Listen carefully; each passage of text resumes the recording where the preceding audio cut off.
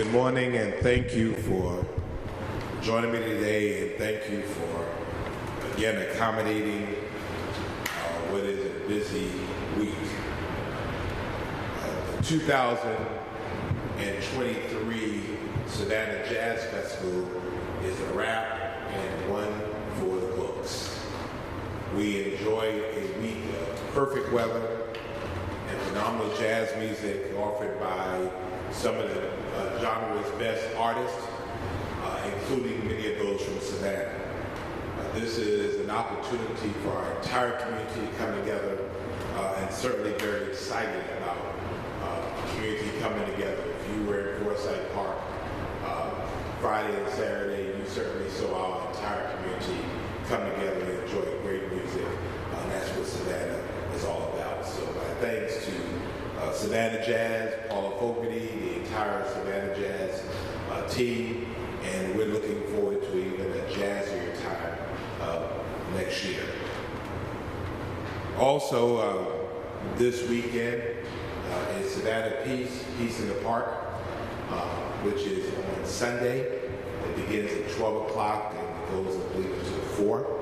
About 2 o'clock, we will be announcing and saluting our Peace Builders. Last year, I had the opportunity to be one of the inaugural Peace Builders, so we'll be announcing our 2023 class. This is sponsored by the Mediation Center, and so excited for a day of peace in the park. We certainly can all afford to have more peace, and peace is not only actions, peace is a state of mind, it's a state of being.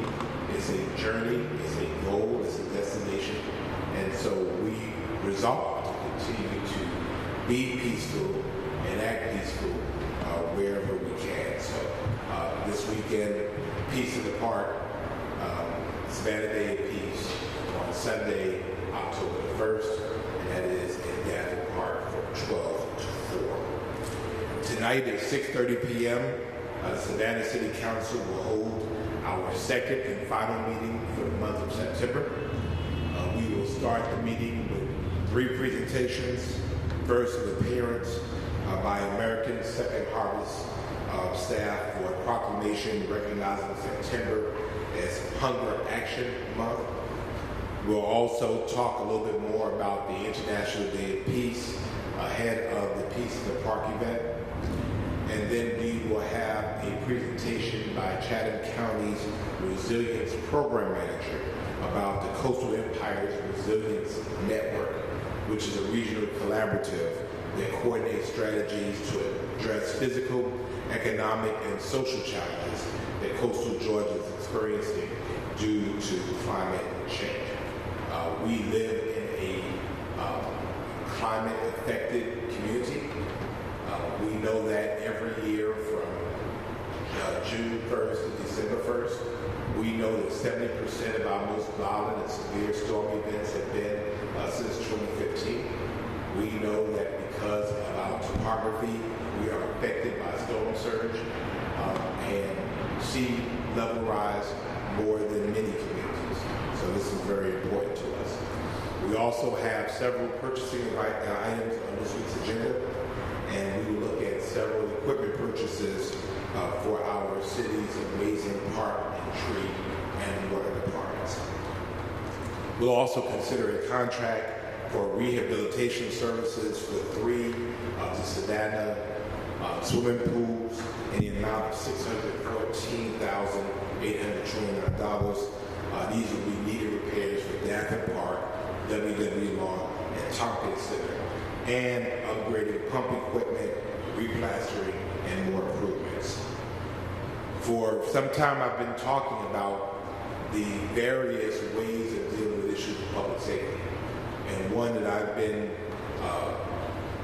hinting at, transitioning to, is that we have to deal with the people that deal with crime, people that cause crime. We have to look at the instances and situations that cause crime. But there are also structural causes of crime. One of those is blight, and the other one is lighting. We know that we have a city that is challenged in many areas because of the lack of lighting, and where it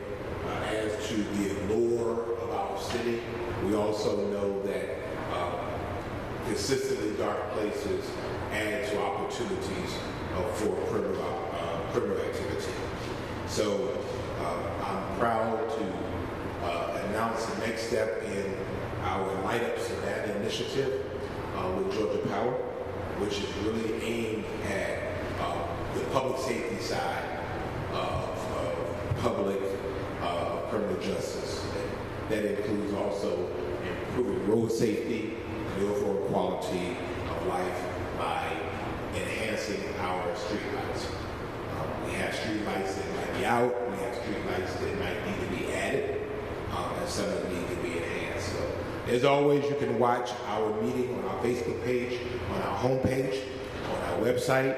You can attend them here on Council Chambers, and of course, you can always watch our award-winning SGTV.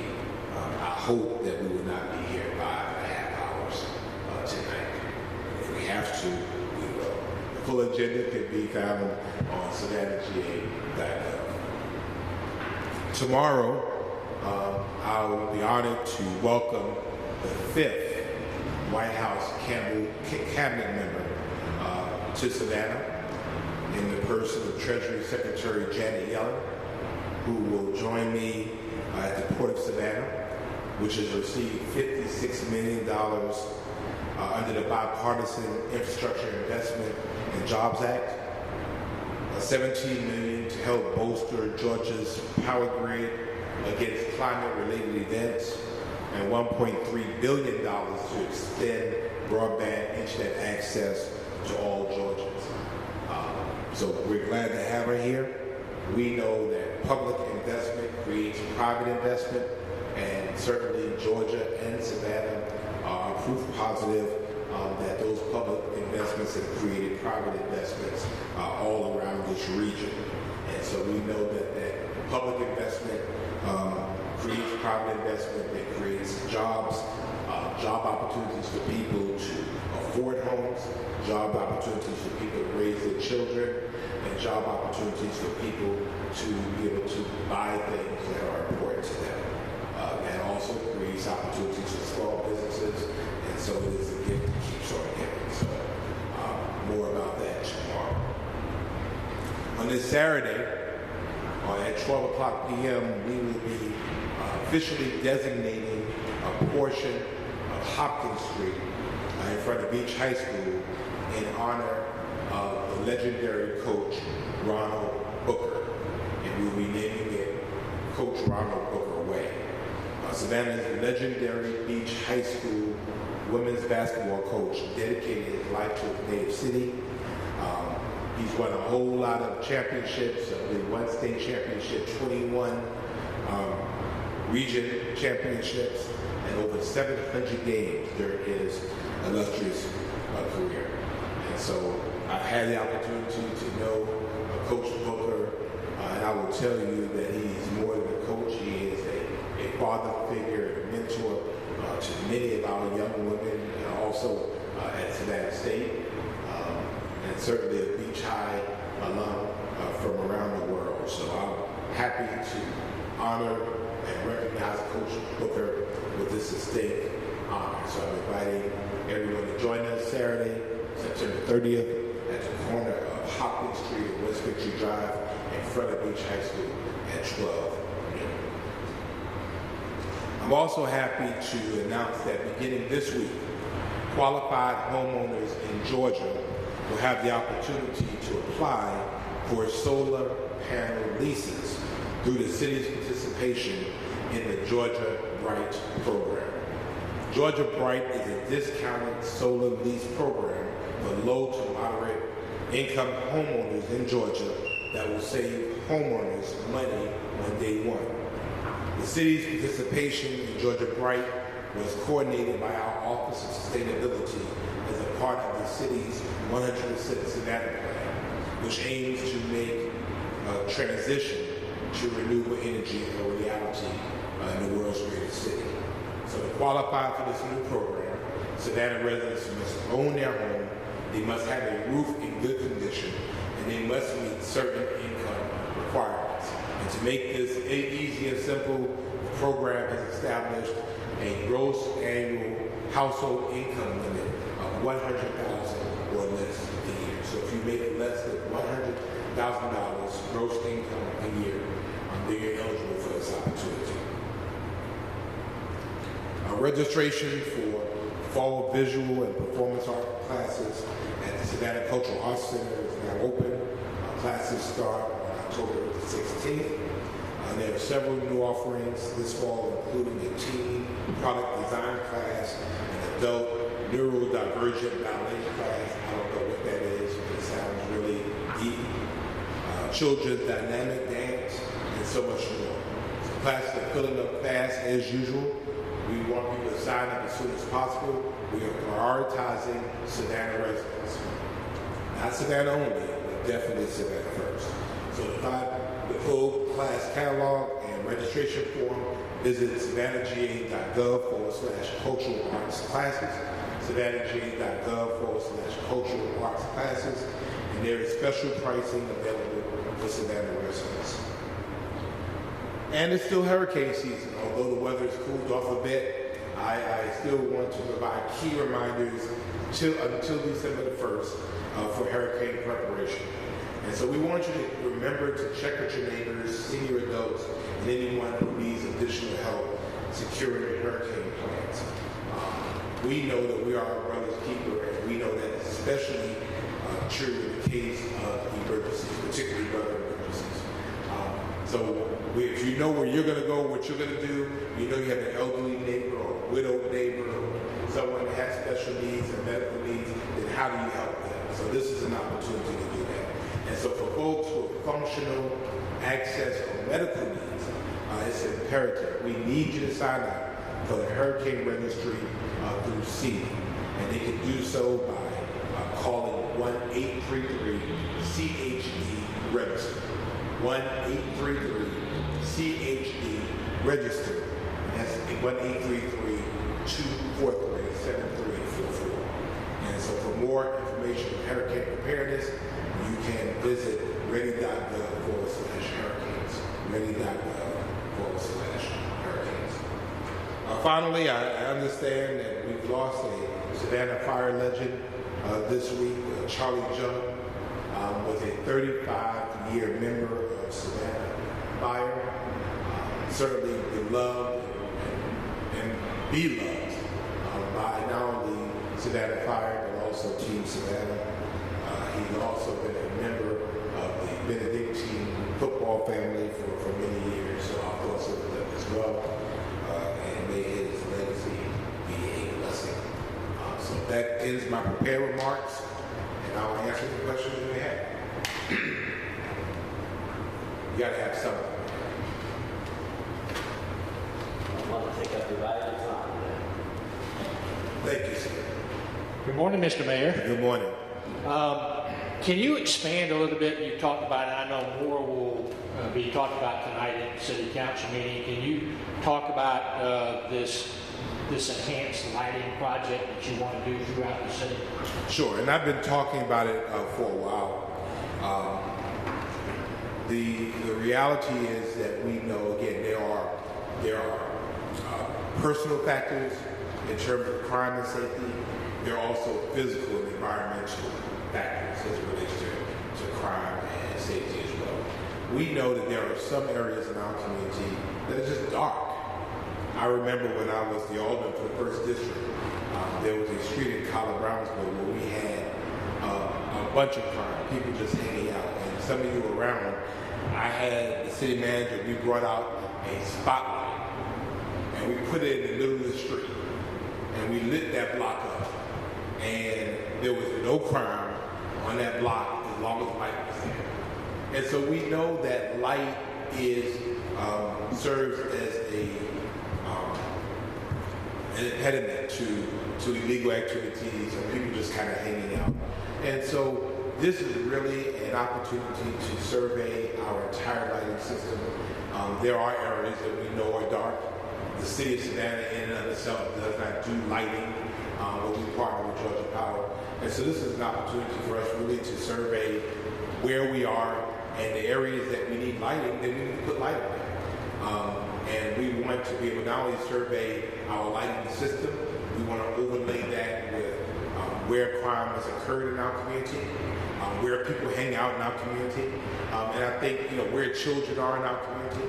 And so I think from that we're able to now create a situation where we have a brighter community. Public safety is enhanced. Traffic safety is enhanced because now people can see.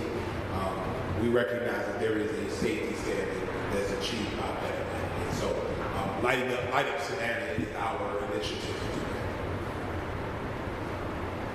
to do that. You mentioned Coach Booker earlier. How important are community figures like him to just kind of keep things going here in Savannah? Man, Coach Ronald Booker, there are people, and in our family dynamics, everybody has a father, but everybody doesn't have father figures, particularly to young ladies.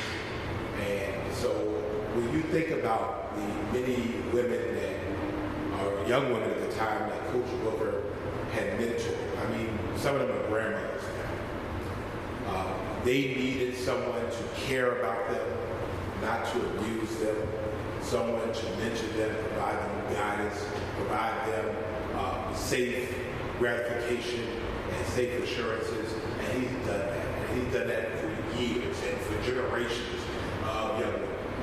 I've often said that in the community is strong to protect your queens, and chess should protect your queen. And certainly Coach Booker has done that. And so he's a hero to me.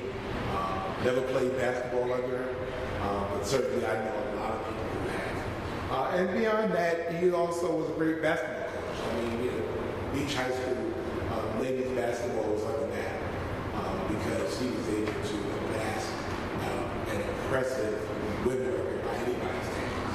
And so this is an opportunity to honor him where he did his best work, and more importantly, honor him while he can see us honor him.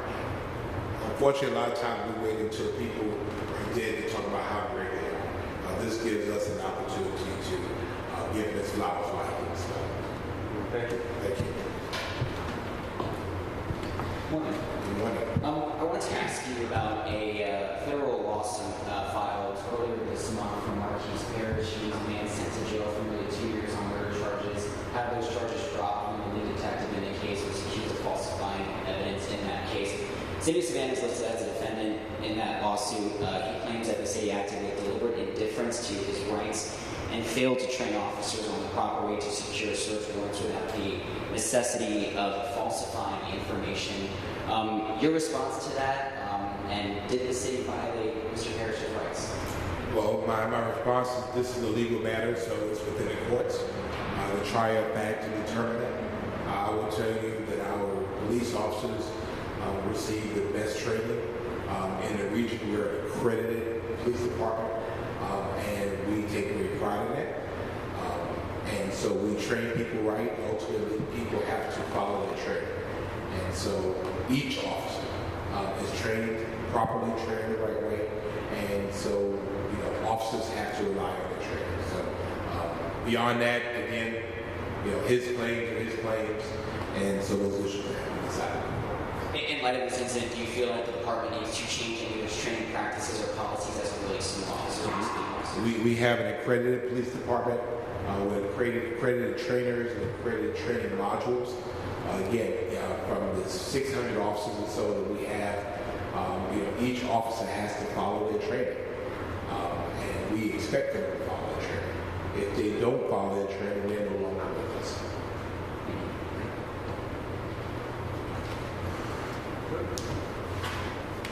Our city manager has joined us today, so I don't know if they'll be in trouble or what. Anyway, long day today. We look forward to seeing you tonight.